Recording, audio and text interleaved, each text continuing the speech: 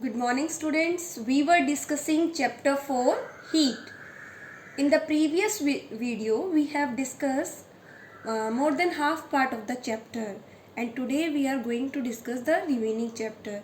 But before starting the new topic, let us have a recap of what we have studied in the previous video.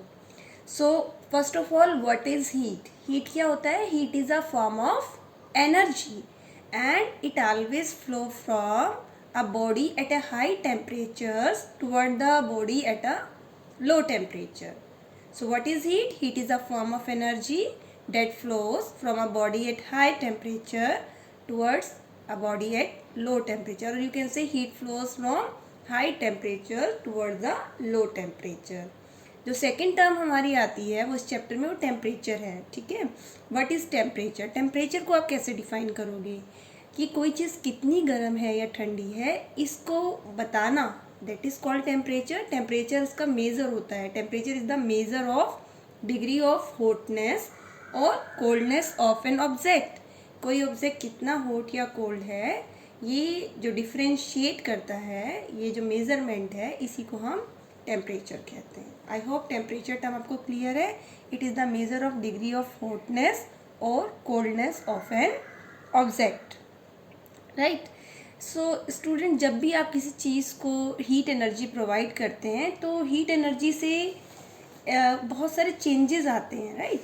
Heat causes many changes. हम उनमें से कुछ discuss करते हैं कि heat supply करने से क्या क्या चेंजेस होते हैं. Heat causes change in temperature. जब आप किसी ऑब्जेक्ट को, मटेरियल को हीट सप्लाई करते हो तो there is change in temperature, तो उसका टेम्परेचर चेंज होता है, इंक्रीज होता है. When we supply heat it causes expansion. Heat के कारण एक्सपेंशन होता है. आप सॉलिड को, लिक्विड को या गैसेस को, किसी को भी, किसी भी मैटर को अगर आप हीट करते हैं तो वो एक्सपेंड होता है. हीट कॉजेज एक्सपेंशन, क्योंकि मॉलिक्यूल्स को जब एनर्जी मिलती है दे मूव, तो वो अपनी जगह से मूव करते हैं और इस तरह से एक्सपेंशन होता है मॉलिक्यूल्स का. तो उस ऑब्जेक्ट या उस मटेरियल का भी एक्सपेंशन होता है. Heat causes change of state. Heat के कारण स्टेट चेंज होती है. अगर आप अपनी डे टू डे लाइफ में देखें तो आप खुद भी ये देखते हैं कि अगर आपने आइस को टेम्परेचर, रूम टेम्परेचर पे रखा तो आइस किस में चेंज हो जाती है? लिक्विड वाटर में. और लिक्विड वाटर को अगर आपने बर्नर पे बॉयल होने के लिए रखा तो लिक्विड वाटर वेपर्स में चेंज हो जाता है. यानी कि सॉलिड से लिक्विड, लिक्विड से गैसियस फॉर्म में वाटर चेंज होता है when we supply it with heat. जब भी हीट एनर्जी प्रोवाइड की जाती है वाटर को तो there is change in state, यानी कि हीट एनर्जी से चेंज ऑफ स्टेट भी होता है. और ऐसी बहुत सारी रिएक्शंस हैं जो हीट एनर्जी सप्लाई करने से होती है. फॉर एग्ज़ाम्पल, आप आयरन और सल्फ़र को मिक्स करते हैं तो आपको एक मिक्सचर मिल जाता है आयरन और सल्फ़र का. पर अगर आप इसे हीट प्रोवाइड करें इस मिक्सचर को तो आयरन और सल्फ़र आपस में रिएक्शन करके आयरन सल्फाइड बना लेते हैं. तो ऐसी बहुत सारी रिएक्शंस हैं जो हीट की वजह से होती हैं. तो हम कह सकते हैं heat causes chemical changes also. तो आपने देखा कि हीट से बहुत सारे चेंजेस होते हैं. Change in temperature, expansion is there, change of state is there and chemical changes also take place due to heat. I hope ये आपको क्लियर हो गया है. नेक्स्ट जो हमने डिस्कस किया था प्रीवियस वीडियो में वो था कि the device that is use to measure temperature. कि हम टेम्परेचर को मेज़र करने के लिए कि कोई चीज़ कितनी हॉट है या कोल्ड है, उसका टेम्परेचर कितना है, किसी भी ऑब्जेक्ट का टेम्परेचर मेज़र करने के लिए हम थर्मामीटर यूज़ करते हैं. The device that is use to measure temperature is called thermometer. Thermometer हमने स्पेशली 2 टाइप्स के थर्मामीटर डिस्कस किए थे. One, the thermometer which is use to measure body temperature, we call it clinical thermometer. And other thermometer was laboratory thermometer, and this thermometer we use to measure the temperature of objects other than the body temperature. Materials का temperature measure करने के लिए, not body temperature, दूसरे temperatures जो हमें measure करने होते हैं किसी भी substance का, तो हम उसके लिए laboratory thermometer use करते हैं. right. इसके अलावा हमने एक और थर्मामीटर डिस्कस किया था, मिनिमम एंड मैक्सिमम थर्मामीटर. ये जो थर्मामीटर है ये वेदर फोरकास्टिंग में यूज़ किया जाता है कि डे का मिनिमम और मैक्सिमम टेम्परेचर कितना था. So maximum and minimum temperature during a day is told with the help of maximum and minimum thermometer. फिर हमने आप डिस्कस किया था कि क्लिनिकल थर्मामीटर और लेबोरेटरी थर्मामीटर में कुछ डिफरेंसेस हैं. Let us have a recap of those differences. एक बार हम फिर उन्हें डिस्कस कर लेते हैं कि जो क्लिनिकल थर्मामीटर होता है, अभी मैंने बताया it is use to measure body temperature, but the laboratory thermometer it is use to measure temperature of the material other than body temperature. Other than body, we use laboratory thermometer to measure the temperature of the substances other than the body. Then we have discussed कि clinical thermometer में एक kink होता है जिसकी वजह से mercury जो है उसका लेवल जो है थर्मामीटर में माउस से निकालने के बाद भी ना तो राइज होता है और ना ही फॉल डाउन होता है. So clinical thermometer has a kink, इसीलिए आप उससे बिल्कुल एक्यूरेट बॉडी टेम्परेचर मेज़र कर पाते हैं. But laboratory thermometer kink is absent in laboratory thermometer. So second difference, kink is present in clinical thermometer, kink is absent in laboratory thermometer. Third difference दोनों की range का है. हमारा body temperature it can not exceed 42 degree Celsius and 35 degree Celsius के below भी ये नहीं जाता है.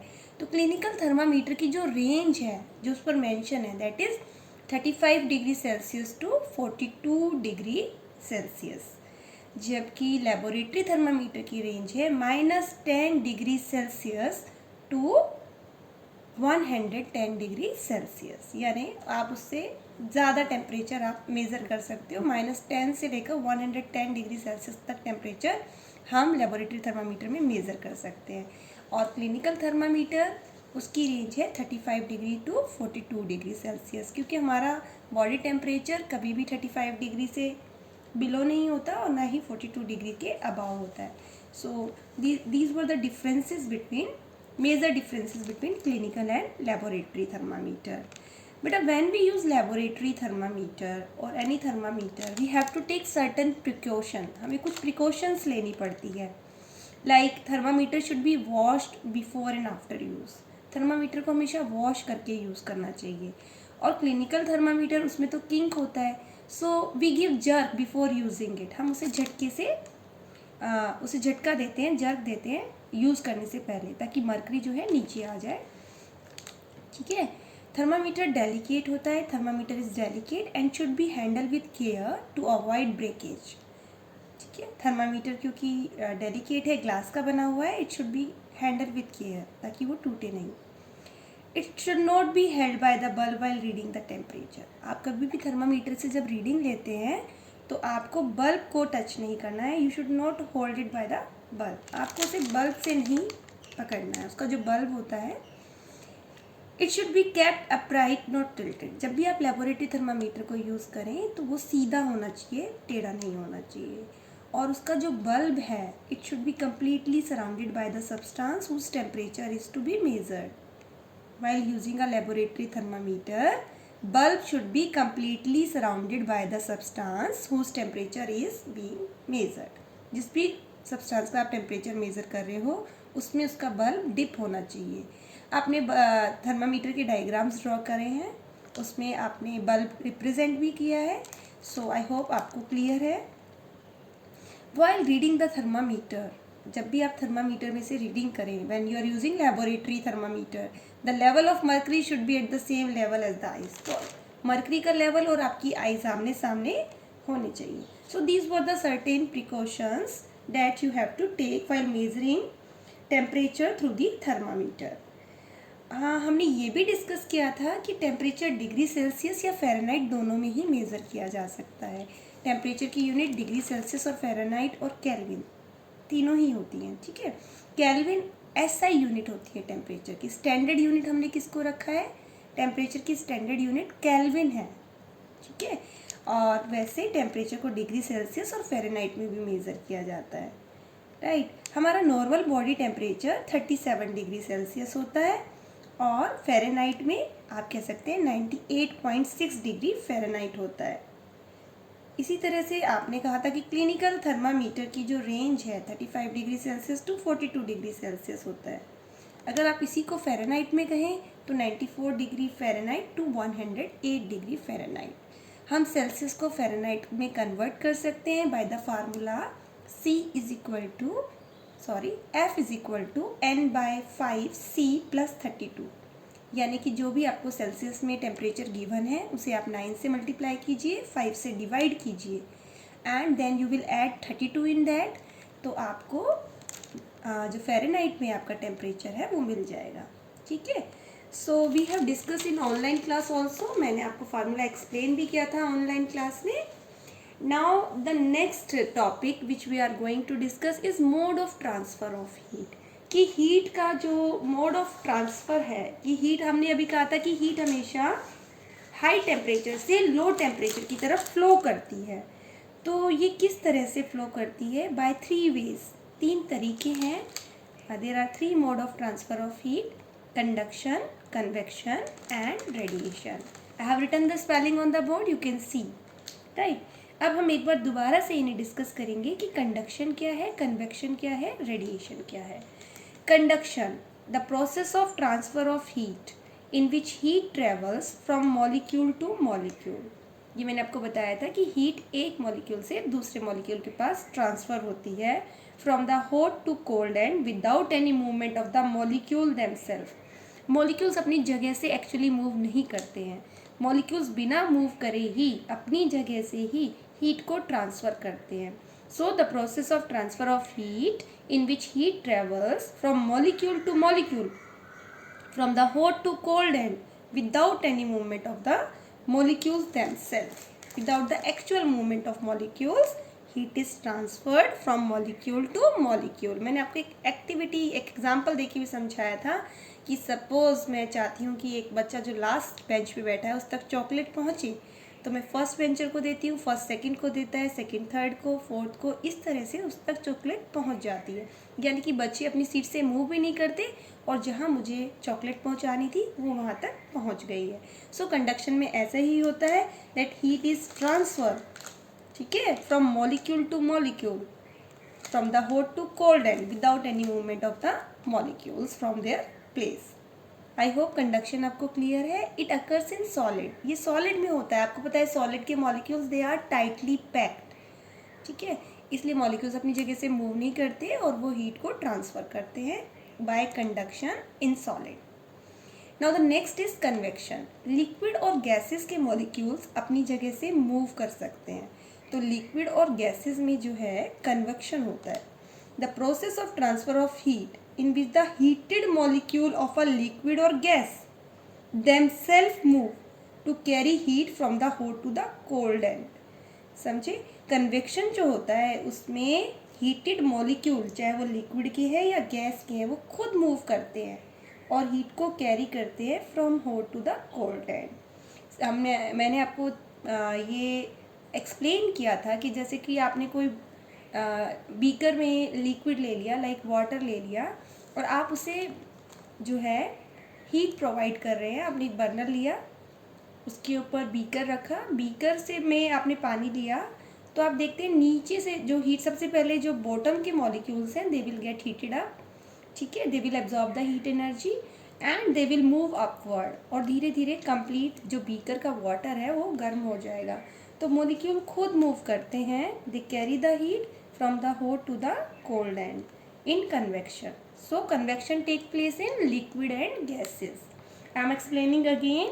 Convection is that process of transfer of heat in which heated molecules of liquid or gas, they themselves move and carry heat from hot to the cold end. Now the third mode of transfer of heat is radiation. ये कैसा process है transfer of heat का? It is the process of transfer of heat in which a material medium is not necessary. इसमें कोई medium की ज़रूरत ही नहीं है। रेडिएशन जो है उससे पार्टिकल्स या मॉलिक्यूल्स की ज़रूरत नहीं है। रेडिएशन डायरेक्टली हीट का ट्रांसफ़र है from hot body to the cold body, right.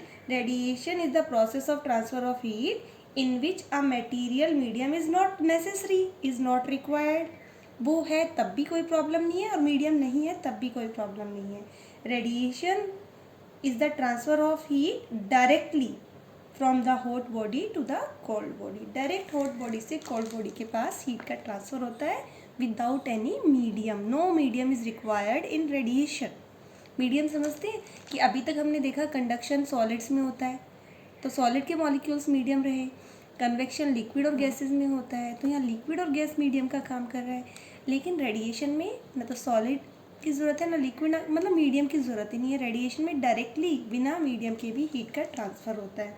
हम इसका एग्जांपल देख सकते हैं कि जो सोलर एनर्जी है, सोलर रेडिएशंस है, सन की जो हीट है, ठीक है, वो हम तक डायरेक्ट पहुंचती है, क्योंकि स्पेस में ऐसी बहुत सारी जगह है जब सन रेडिएशन हम तक आ रही होती है तो ऐसा बहुत ज़्यादा स्पेस है जहाँ कुछ नहीं है, there is no medium, air नहीं है, वहाँ वैक्यूम है, जहाँ कुछ ना हो उसे हम वैक्यूम कहते हैं। तो सन की रेडिएशंस वैक्यूम को भी क्रॉस कर कर हम तक आ रही हैं, तो ये जो mode of transfer of heat है इसे हम रेडिएशन कहते हैं। ठीक है, आई होप तीनों मोड ऑफ ट्रांसफ़र अब आपको अच्छे से क्लियर है। Now we will discuss in detail. देखो बेटा, ये जो कन्वेक्शन करंट है, ये जो कन्वेक्शन है, इसी का जो नेचर में हम एक एग्जांपल देखते हैं वो है सी ब्रीज एंड लैंड ब्रीज। ठीक है, तो ये जो कोस्टल एरियाज़ में लोग रहते हैं वो सी ब्रीज और लैंड ब्रीज एक्सपीरियंस करते हैं।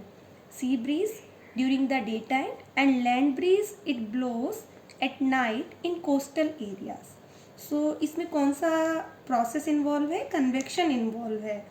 तो आप इसे डिटेल में करेंगे क्योंकि आपके बुक में सी ब्रीज और लैंड ब्रीज टॉपिक गिवन है। I am going to explain. The people who are living in the coastal area they experience an interesting phenomenon. During the day the land gets heated faster than the water. दिन के समय क्या होता है बेटा कि land जो है it gated heated faster then water. Water की स्पेसिफिक हीट जो है हाई होती है, जिसकी वजह से पानी धीरे धीरे गर्म होता है और धीरे धीरे ही ठंडा होता है। लेकिन जो लैंड है वो जल्दी गर्म होती है और जल्दी ठंडी होती है। तो when during the day time sun जो रेज हैं वो तो इक्वली फॉल होगी सी पर भी और लैंड पर भी, लेकिन सी वाटर के कंपैरेटिव लैंड जो है इट गेट हीटेड फास्टर, वो जल्दी गर्म हो जाएगी।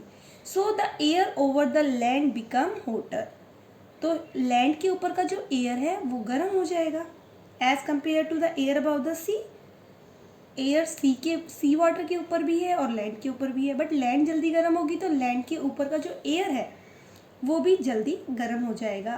और जब भी कोई चीज़ गर्म होती है तो एक्सपेंड करती है, तो एयर भी एक्सपेंड करेगा, लाइट हो जाएगा और ऊपर की तरफ जाएगा। ठीक है, so during the day time land gate heated faster then water, so the air over the land becomes hotter and rises up.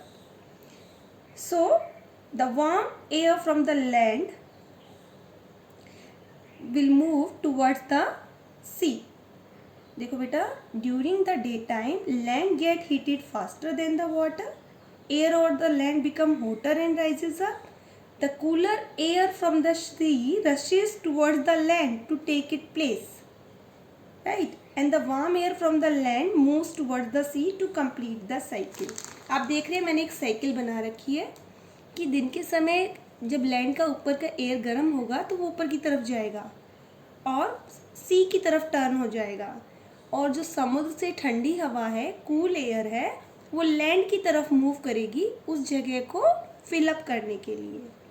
I hope ये आपको समझ आया कि during the day time sea breeze किस तरह से ब्लो करती है, समुद्र से जो ठंडी हवा है वो किस तरह से चलती है कि लैंड के ऊपर का जो एयर है वो गर्म हो जाता है एंड इट राइजेज अप उस जगह को फिल करने के लिए। कूल एयर सी से लैंड की तरफ मूव करता है और वो जो हॉट एयर ऊपर की तरफ गया था it will move toward the C.